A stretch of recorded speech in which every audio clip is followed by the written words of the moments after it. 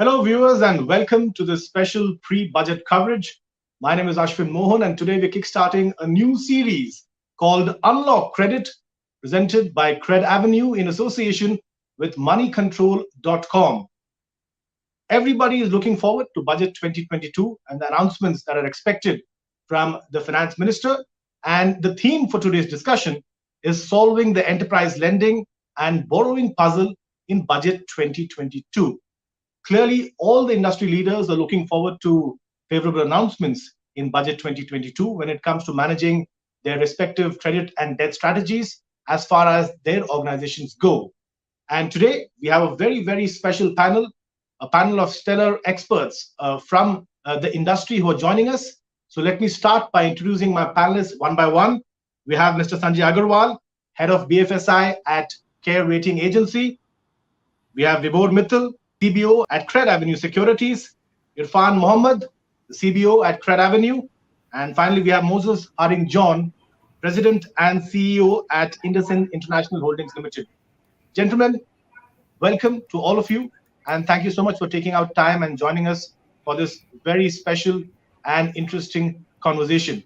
So, as all of you are aware, the budget is an eagerly expected event, and at the end of the day, the budget sets the tone for the rest of the year and, of course, sets the tone also for corporate strategy. So let's kickstart with a broader question, talking about the corporate bond market in India. And this is where perhaps Mr. Moses Harding John can chip in. Mr. John, what are some of the challenges that you think have restricted the growth of the corporate bond market in India? And what, in your opinion, are some of the steps that can be taken to plug the gaps? Basically, we are in a special kind of situation in the last 2 years. We are operating on a similar top-line GDP as prevailed in 2019, but the borrowing has gone up, pushing the fiscal deficit from around 3.5% to over 6%. That means that the government is accessing more funds from the market. The market borrowing is up from around 8 lakh crores to 12 lakh crores. So from when the state is borrowing too much from the system, that squeezes the fund availability to non-state borrowers. That should have ideally pushed the rates up. Fortunately, RBI was deploying ultra-accommodative monetary policy, keeping reverse repo at an operating policy rate. So that way, the rate upsurge has been controlled by RBI. So this is the operating environment. So if you're looking at the corporate bond market, the corporate bond market is very good at the higher end of the level, say AA and above rating. They have access to domestic market and also foreign market ECBs. So these, being a banker for 4 decades, now I see that no corporate is accessing term loan from banks. They go directly to the market. And similarly, the retail participants also is there from basically the ultra HNI category through aggregators. So the bond market is there for the top end borrowers and ultra high net worth individuals, but it has not percolated down to economic sensitive borrowers, the mid market, the MSME, etc. So there's a problem with penetration. Yeah, so clearly you're saying to be there. And while deepening this segment, we need to look at 2 things, probably creating an onshore platform on a multi-currency model, covering dollar, rupee bond, dollar bond, masala bonds, everything, and also enhancing the management of currency rate risk, currency exchange rate. I think these are the 2 things that we need to look forward. One is pushing the to the lower end of the pyramid, and number 2, creating the multi-currency platform with the currency hedge opportunities. Right. Point taken, Mr. John. So Mr. John there with his opening thoughts, speaking about the operating environment. He's also spoken about the need for a possible multi-currency platform. Vibhor, why don't you chip in over there? Do you concur with Mr. John? Any ideas up your sleeve as far as improving the accessibility of the corporate bond market is concerned? Mr. John did speak about the fact that it's available only to a select bunch. How can we improve the access overall to the weaker sections of society? Yeah. So I think Mr. John hit the nail on the head. So if I was to give some numbers and put it into perspective, right? So corporate bond market today is 35 lakh market, and government borrowings outstanding amount is almost double of that. So it's clearly that private borrowings are getting crowded out because of the government borrowings, and the government borrowings have only gone up in the last 2 years on account of COVID and whatever support that government schemes need to provide and so on, resulting in additional borrowings that the government needs to take. The other issue is that very little participation from offshore investors. So if you see, Hmm. only 2% of the government outstanding borrowings are held by offshore investors, and the balance is largely being absorbed by domestic investors themselves. So there is a need to bring in more offshore capital to the country, both for borrowings done by the government as well as for regular corporate borrowings. The same thing, that there are only 3% of the entities in India today which are rated at AA or higher level. But if you look at how much share they are cornering in the private debt space, that as much as 85 to 90% of the overall corporate bond issuances. So clearly, there is very little appetite left for entities where the rating could be uh, in a category or lower, which is slightly weaker credit profile. Now, added to that, there is also an issue around the secondary market liquidity, which is there, which further Hmm. diminishes the appetite for lower rated papers. Now, some of the measures that the government has already taken to kind of, and the regulators have taken to kind of improve the market. So, for example, things like trying to create more liquidity by restricting the number of ISINs, by having punched up maturities and ensuring that the number of issuances are lower so that the liquidity and the lot size can improve. The other is advent of EBP platform for primary transactions, nudging some of the investor segments to go to the RFQ Sure. platform for doing secondary market trades, and even measures like tightening the disclosure and a security cover related requirements. So all these are steps that have been taken by the regulator and the government to address some of the issues which are there. But at the same time, we need to think through how essentially we empower some of these entities to raise funds, especially these mid corporates and entities, MSMEs, which are rated in the lower categories. So need to provide direct access, by sharing more information, addressing the information asymmetry issue, which is today there, Right, Vibhor. ensuring pricing benchmarks so that there is efficient pricing discovery that is happening. Another problem that plagues the markets today is that most of the discussions that happen between the borrowing entity and the investor is a one-to-one discussion, rather than a efficient price discovery, right? How can we cut down on the turnaround time? How can we solve for some of the pain points which are there in executing a transaction? So these are some of the measures I think that we need to address for us to have a much more vibrant corporate bond market in India. Right, Vibhor. You share a lot of pertinent points. You share a lot of pertinent stats as well. Irfan, why don't you come in over here? You heard out Vibhor. What more do you think can be done on the regulatory front? To get greater participation from overseas investors, which is not as good as it should be or can be. Sure. So from that perspective, we definitely see a huge appetite potentially coming in from foreign investors, and in that respect, definitely there have been a few initiatives, including that related to gift city and other stuff that RBI and SEBI has put together. Having said that, uh, the real results have yet to be seen, or yet to be seen. So from that perspective, for it to propel further, I think there are a few measures, including taxation, the ease in which one can get approvals, etc., from single window. I think these are two key measures that can propel. That these are the regulatory measures that can propel foreign offshore investors to come in and participate. Today, we have VRR and FPI routes, but they are also very not periodically, or we don't have visibility on how much gets auctioned and everything. So this kind of transparency or predictability give or certainty given in these kind of auctioning and everything will go a long way.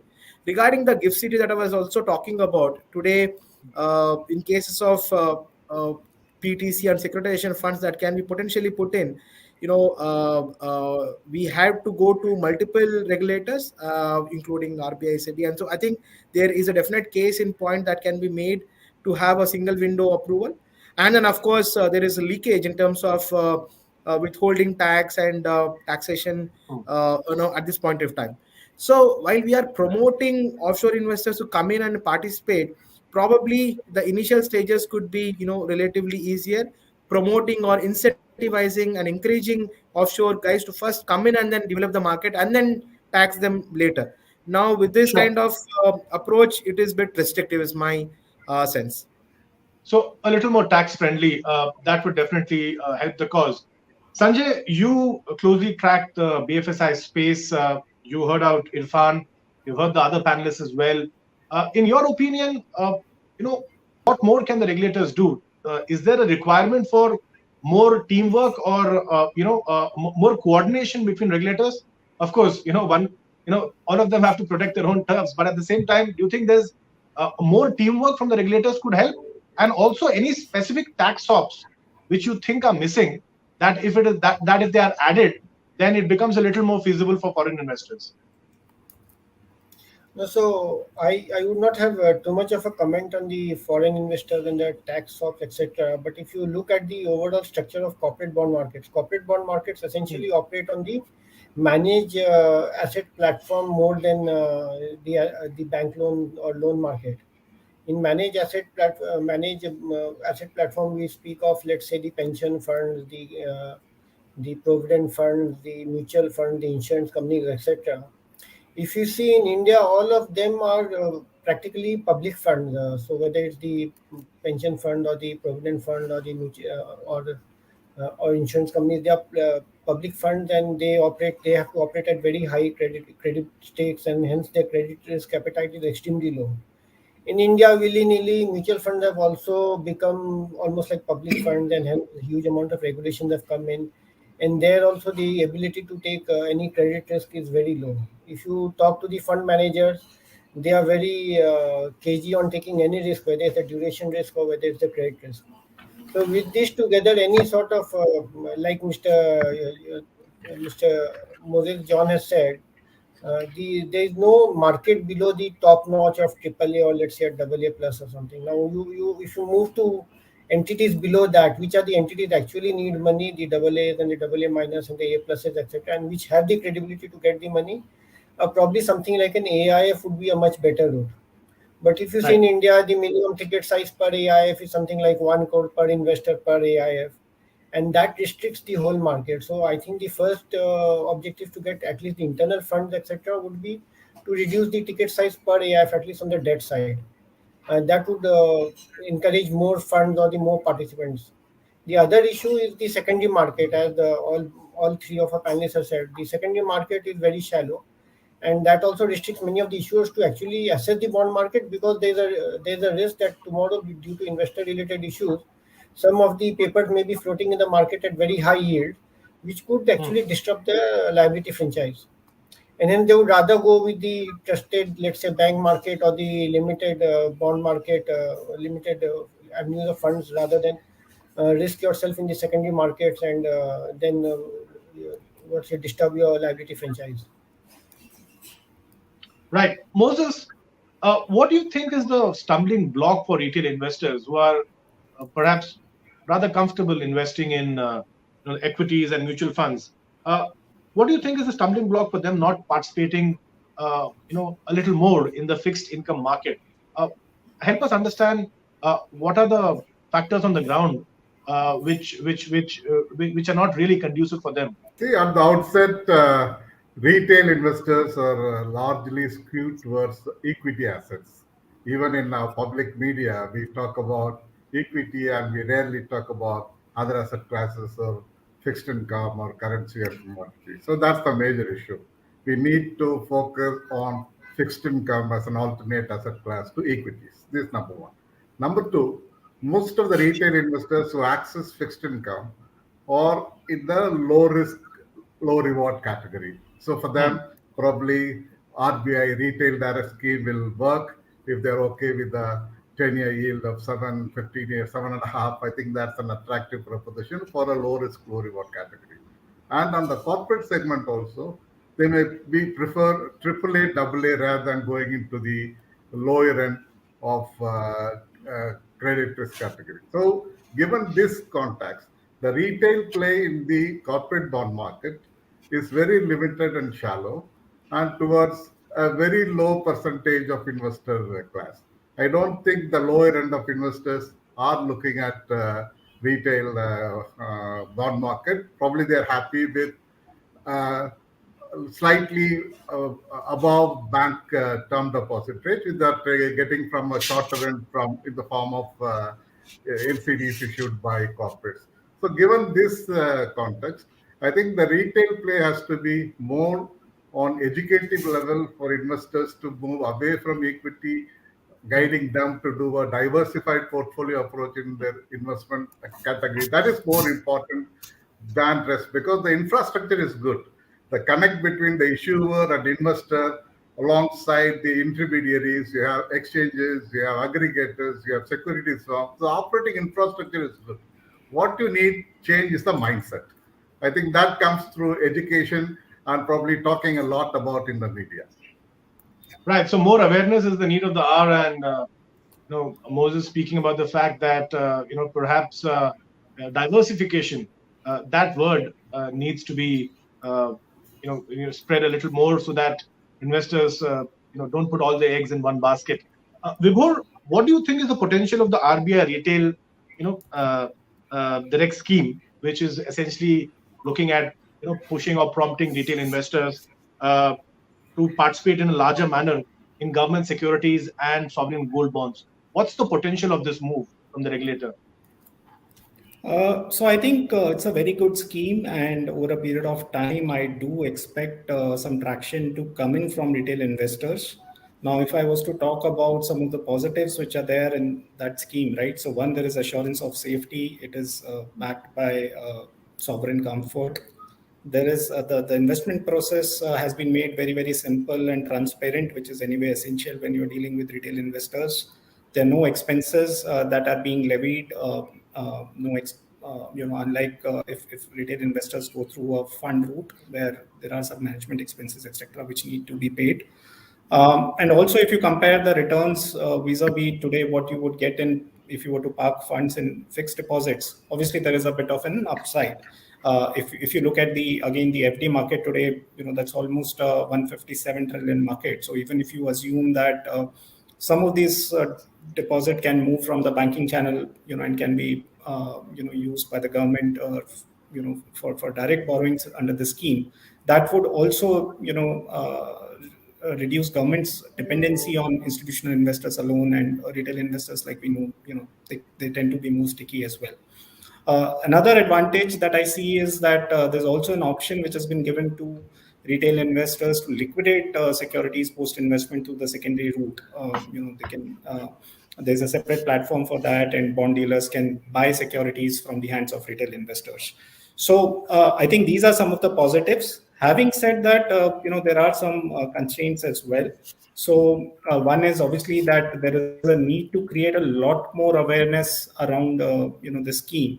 We saw that the participation from small investors, especially from tier 2, tier 3 cities, in mutual funds started only after AMFI started with this campaign of mutual funds Sahi Hai. In the same way, I think we need to create a lot of buzz around the scheme, create that awareness in the retail investor community, so that retail investors start pumping in money. The other thing is that obviously in a high inflation sort of a regime, the real returns on government security bonds will always be either close to zero or sometimes maybe negative territory as well.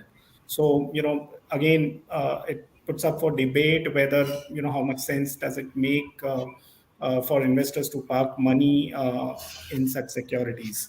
And finally, I think the other disadvantage clearly that I see is that if as a HNI investor or as a retail investor I participate through gilt funds, then I have at least the option of getting benefit in terms of taxation because of the indexation benefit which is there on long-term capital gains tax. Sure. Now that benefit will obviously not be there if I'm directly putting in money in government security, and I'll get taxed at the marginal rate. So for individuals who are in the highest tax bracket, that could also be a dampener from a post-tax return perspective. So net, I think it's a good start. I think the scheme will take off, and over a period of time, we would start getting a decent response from the retail investors. So definitely a lot of potential as far as this RBI scheme is concerned. But like you said, awareness is key. Irfan, very quickly, and after Irfan, Sanjay, you can add. Irfan, now let's shift focus to the budget. When it comes to the budget, what are some of the announcements which you think will perhaps cheer the bond market investors and put them in a party mood? What are you looking at from the budget this time around? What's top of mind?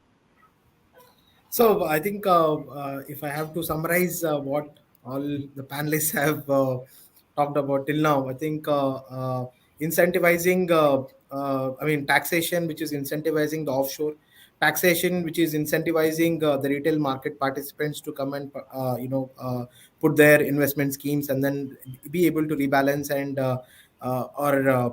positively rebalance in terms of taxation and gains that they have. So I think these are the few important pieces that will move the market significantly. I think these are the two things that I would expect from offshore and retail, and from institutional bit, more creating infrastructure that would enable securities to be able to transparently exchange and then giving the tools in the hands of institutional investor. I think these are the pieces that I would expect from the budget. Yeah. So a lot from the tax department. Irfan, while we're talking about budget and tax swaps, why don't you help us also, understand better the concept of unified lending infrastructure? Can you throw some light on that, please, for us?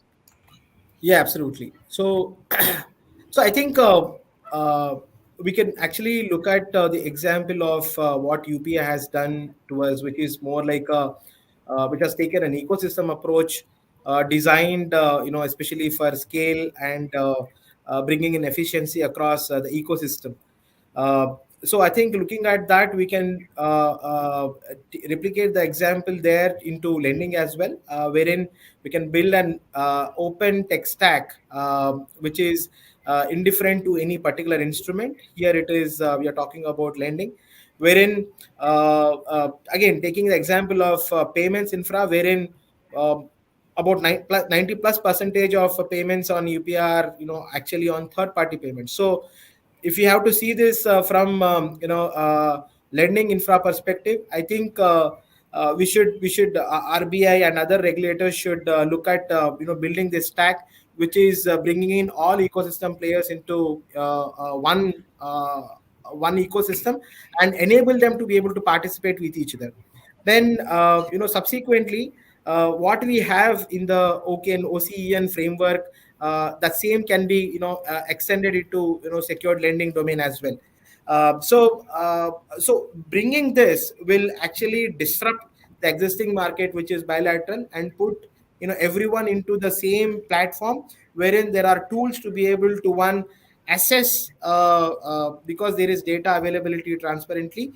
One should be able to assess the underlying borrower and enable that kind of credit offering to that borrower by whosoever is the lending provider. And if you further extend this, there is a skewness in terms of fintech lending for only secured, unsecured player. If you have to bring in secured lending as well, we need to bring in those aspects of secured lending and ability to be able to assess collateral and everything on the same platform. Again, we can take so many examples and learnings from UPI and Right, then exactly. replicate it here. Right. Sanjay, very quickly, your top 3 budget wish list, and if you would like to share some views on unified lending infrastructure and its potential in terms of improving lending and borrowing. Yeah, so I think the first wish list would be to have the AIFs or some such instrument be accessible at a much more retail level, let's say at a 25 or a 30 lakh sort of a ticket size, rather than the 1 crore ticket size which is there right now. Probably some bit of credit guarantee extension should be there, maybe on the partial guarantee structure for corporate bonds, especially for the lower rated entities, and then some additional funding to, let's say, SIDBI and NABARD, to be able to fund the institutions which are funding either the MFIs or the SMEs or CVs, etc., at the lower end, and provide some more liquidity out there. So I think those are the top three, let's say, the budget wish list that I would have. In terms of unified lending, certainly this the whole transparency and the information asymmetry which is there in the market, I think that needs to be addressed, and we need to progress ahead on that. And unified lending is certainly one of the requirements. And like we have stock exchanges for, let's say, the equities, for that we need some more significantly more sort of institutional and infrastructure framework to take it ahead. Sure, Sanjay. Now, Moses, if we were to shift focus to digital lending, what do you think can be attempted by the government realistically in this year's budget? We have seen the entire digital segment sort of explode last year. Many of these fintech slash startup companies have hit the markets or are in the process of evaluating an initial public offer. Many of them have also become unicorns. So, Moses, what do you think are some of the steps that the government can take in the budget to further facilitate digital lending? See, basically, I've seen the transition in banking since 1981. I started my journey in SBI, from moving from manual to automated to internet to mobile and now digital. So, digital, the best benefit for digital is its cost optimization and probably managing the credit cost better, and go to easing the go-to-market access. You don't need a brick and mortar outfit or manpower to access to bridge the lender and the borrower. So what the digital platform how now has emerged is largely towards the unsecured lending and probably financing the raw material purchase and realization of the sales. So this is largely skewed here. But having said that, the if you look at the top line numbers that this fintech and digital is showing on the lending side, it's hardly less than 1% of the total top line. So That's right. there's a larger play need to go. It has to transit from unsecured retail and personal lending to SMB and move up the channel so that the coverage is high. I think we are in the right direction, and there are huge play for the fintech and digital banking by operators, and banks are also willing to cooperate because they have somebody is there to originate business for them, so they lend their balance sheet and liquidity, so that it's a kind of a partnership between the lenders and the fintech operators. The way forward is good. I look at positive, and although this may not come in the budget radar, I think RBI will look deep into it to ensure that this digital banking gets because we are looking at now next stage of virtual banking. So we need to do the digital banking faster so that we transit towards the virtual banking concept. Right. So optimistic outlook over there coming in from Moses. Vibhor, what's the CredAvenue viewpoint on how one can give a further bump up to digital lending in the budget, or even in the days post the budget? What are some of the steps that you think the government can take to further push this segment? So I think most of the steps have been covered by my fellow panelists. If I can just add maybe one point, Please. So I think the way this market has evolved, that we've started with unsecured loans, right? And gradually we are seeing how we can move to the higher ticket secured segment. Now, housing loan market obviously is a large market, and if there can be digitization of property records, of land records in the country, that will give a fillip to the housing loan market, because that's what is restricting digital lending in this space. So I think that's one additional measure that can be taken, which will definitely, I think, go a long way in facilitating both lending towards housing loans as well as secured SME loans, which are backed by property. Right. Irfan, uh, what do you think can be perhaps attempted in the budget to further incentivize market participants to invest in tech infrastructure? So that's a great question. For us to be able to go or replicate the success that we've seen in, say, case of UPI, now in case of ULI, and also, to be able to extract the benefits of, tech-based lending and digital lending, etc. So, as ecosystem in totality, will have to invest in solid tech. Today, talk about originators. I'm talking about traditional originators with vintage systems and all. So I see that there is a great requirement in terms of investment in technology. When I say technology, it's just not about having an MIS. So there was a way in terms of managing the entire database in terms of